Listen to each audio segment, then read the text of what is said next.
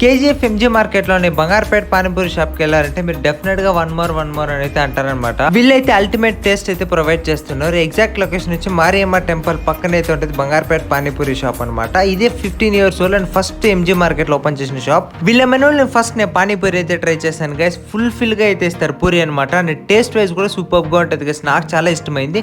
Floating masala నేను first time అయితే try చేశాను అనమాట. నాకు ఒక మంచి ఎక్స్పీరియన్స్. పానీ అయితే ఫుల్ గా వేసిస్తారు అందులో.